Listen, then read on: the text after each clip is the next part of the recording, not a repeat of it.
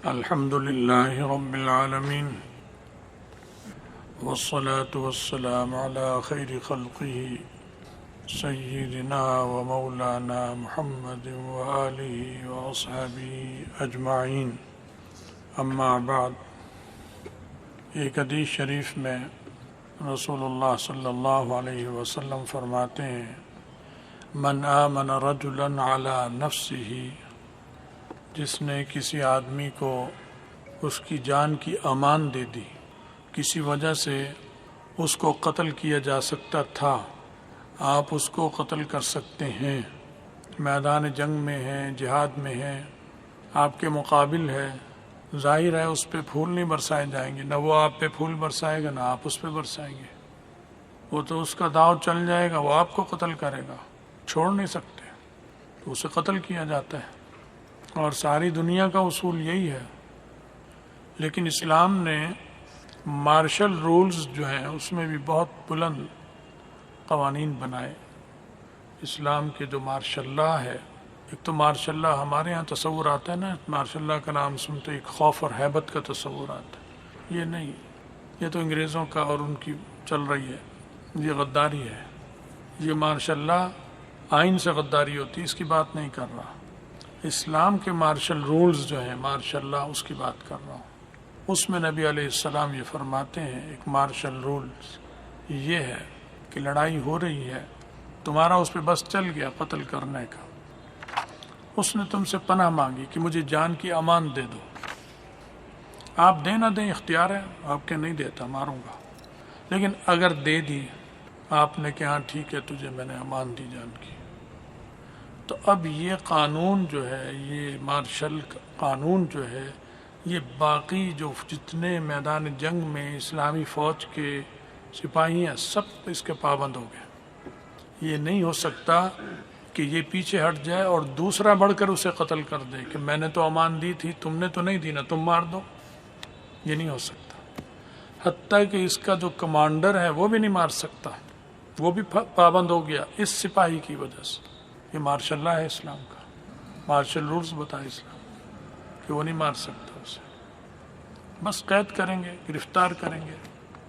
اور اگر نہیں چھوڑ دیا اسے تو پھر آزاد چھوڑو گے کہ ہم تجھے چھوڑ رہے ہیں اور جو امان تھی وہ ختم ہو گئی، سامنے آ جاؤ، تم مجھے مارو یا میں تجھے ماروں، پھر ٹھیک ہے.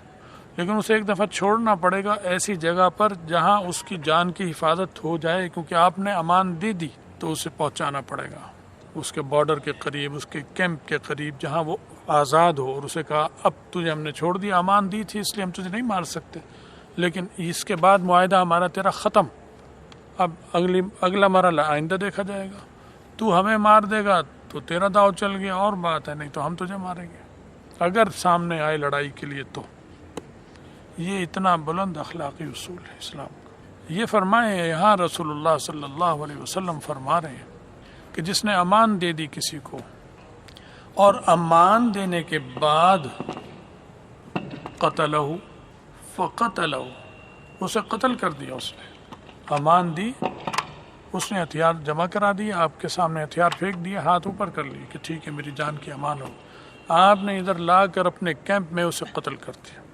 اس کا رخ ادھر ہوا، تلوار سے قتل کر دیا امان دینے کے بعد.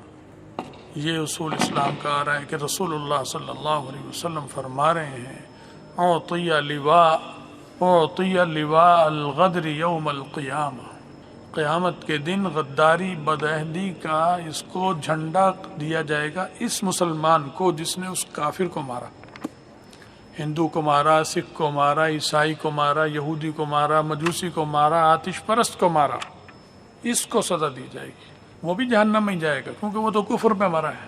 لیکن یہ نہیں کہ اسے انعام دیں گے، نہ اسلامی حکومت انعام دے گی اسے اس پر، نہ اللہ میاں اسے قیامت کے دن انعام دیں گے کہ ہاں تو نے مجاہد ہے، تو نے قتل کیا تھا کافر کو. نہیں، لواء الغدر، دغے کا، دغا باز، بہت بڑا دغا باز ہے یہ اسلام کے مارشل رولز کے مطابق، دنیا میں بھی اور آخرت میں بھی. یہ کتنا بلند اخلاق ہے، کوئی سوچ سکتا ہے اسلام کے؟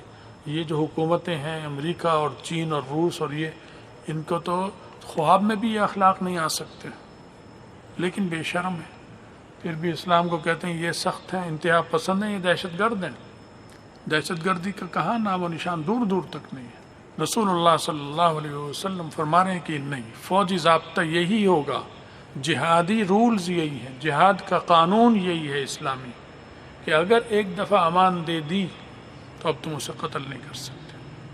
بہت اور آگے اس میں پھر تفصیلات ہیں، فقہ کی کتابوں میں، قانون میں آپ نے بعضوں نے پڑھ لی، بعض پڑھ لیں گے، ہر سال پڑھائی جاتی ہیں، سارے رولز پڑھائے جاتے ہیں الحمدللہ۔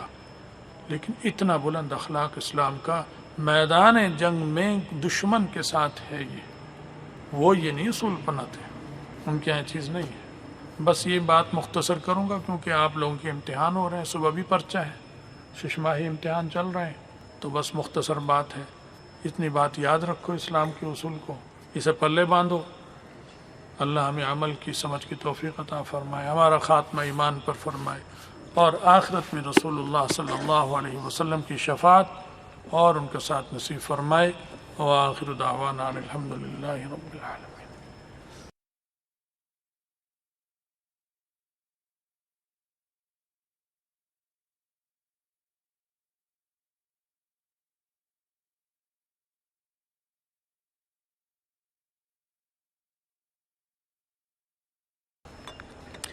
ہچکی آنے سے کون یاد کرتا ہے، رہنمائی فرمائیں۔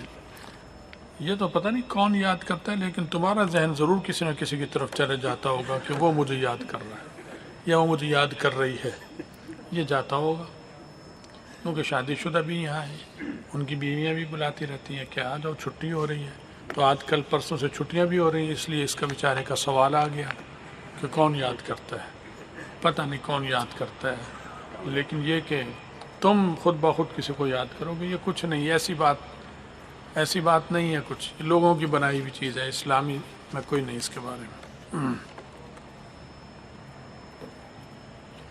اچھا جی، کہتے ہیں استاد جی السلام علیکم، بندے عاجز سے آپ کے بارے میں غیبت ہوئی ہے تو آپ دل سے ایک بار معاف فرمائیں، بہت مشکور ہوں گا۔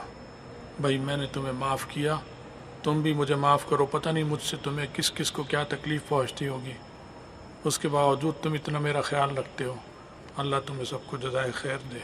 تم بھی ہمیں معاف کرو، ہم تمہارے حق نہیں ادا کر سکتے دینی طلبہ کے، تم مہمانان رسول ہو، اللہ ہمیں بھی معاف کرے اور تم بھی معاف کرو ہمیں۔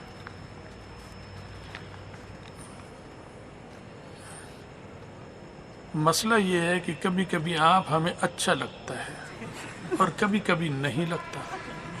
بڑا سچا آدمی ہے ماشاءاللہ، صاف دل کا آدمی ہے۔ آپ ہمیں اچھا لگتا ہے، ہمیں آپ سے محبت ہے، ہم آپ سے محبت بھی کرتے ہیں اور خوف بھی کرتے ہیں، ہم کیا کریں؟ وضاحت فرمائیں۔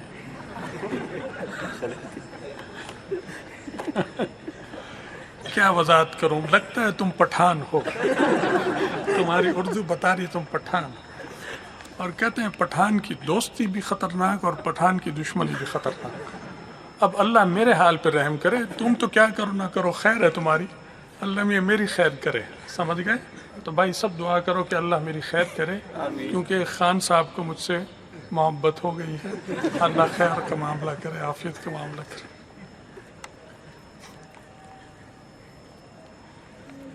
آپ کی خدمت میں گزارش ہے کہ کم سے کم لائٹ چلانے کی اجازت دیں تاکہ پریشانی کا باعث نہ ہو۔ لائٹ تو چلتی ہے نا، 2-3 جگہ کی بتی جلتی ہے امتحان کی تیاری کے لیے، ساری نہیں جلا سکتے بھائی، بل ہی اتنا بڑا آ گیا۔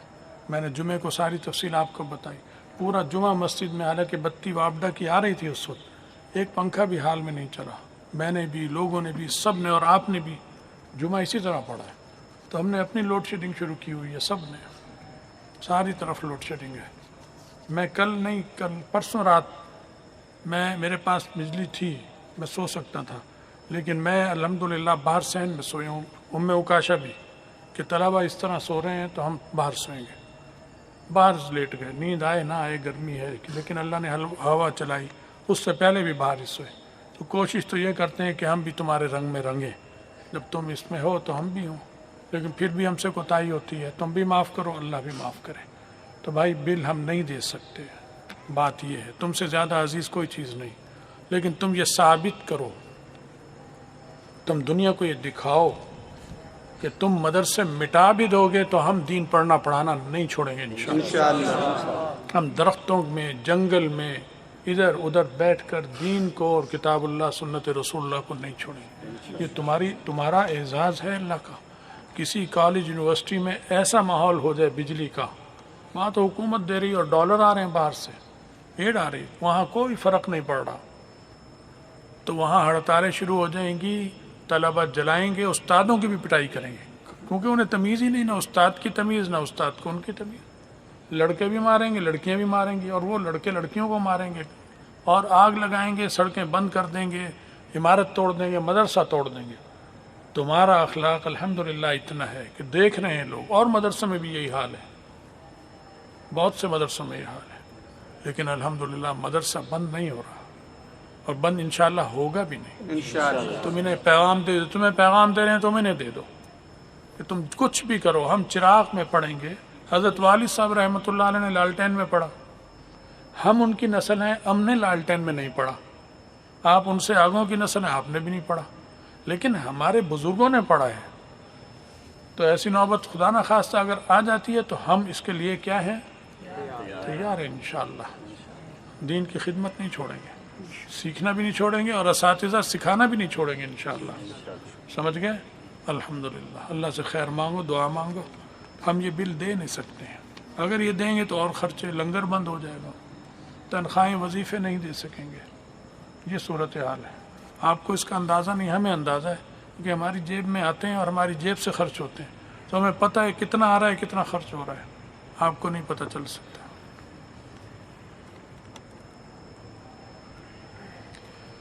کہتے ہیں مجھے حدیث کی اجازت دے دو، میرے لیے علم نافع دعا کرا دو۔ حدیث کی اجازت بھائی اس طرح نہیں ملتی، آپ کسی وقت ظہر عصر کے بعد آ جائیں، اگر دورہ حدیث کر چکے ہیں آپ، اگر کر رہے ہیں تو انتظار کر لو، جو ہی فارغ ہوگے اس وقت مل لینا، انشاءاللہ اس وقت دیکھیں گے۔ اللہ تعالیٰ قبول فرمائے۔ تعویذ کی اجازت دیں، السلام، آپ کے لیے دعا کروں گا۔ کون سی دعا کرو گے بھائی؟ کوئی الٹی دعا کر دی اگر تم نے میرے لیے، تعویذ بھی لے لی اور دعا بھی الٹی کر دی، تو پھر تو معاملہ خراب ہو جائے گا۔ تم مل لو، بات کرو آ کے، پھر انشاءاللہ دیکھیں گے کس چیز کا تعویذ مانگ رہے ہو، سمجھ گئے؟ ہاں، یہ بھی دیکھنا ہوتا ہے، تعویذ کس چیز کا مانگ رہے ہیں، اللہ خیر کرے۔ تو مل لو، پہلے اندر کی بات بتاؤ، پھر دیکھیں گے ہم انشاءاللہ۔ خطبہ جمعہ کے دوران عصا، لاٹھی ہاتھ میں پکڑنا سنت رسول، حتیٰ کہ جنگ جمعہ آتا ہے تو اس میں تلوار ہاتھ میں رکھنا۔ میرا دل چاہتا ہے یہی، خدا تمہیں خوش رکھے، کہ میں بھی تلوار پکڑ کر جمعہ کا خطبہ دوں۔ حالات نہیں ہیں ایسے، لیکن دل میرا یہی چاہتا ہے، سنت زندہ ہو نبی علیہ السلام کی۔ لاٹھی اس لیے نہیں پکڑ سکتا کہ میں خطبہ پڑھتا ہوں دیکھ کر، ہاتھ سے اسے پکڑنا پڑتا ہے، اگر نہ پڑھنا تو میں ضرور پکڑتا لاٹھی بھی، سمجھ گئے بات؟ یہ مجبوری ہے۔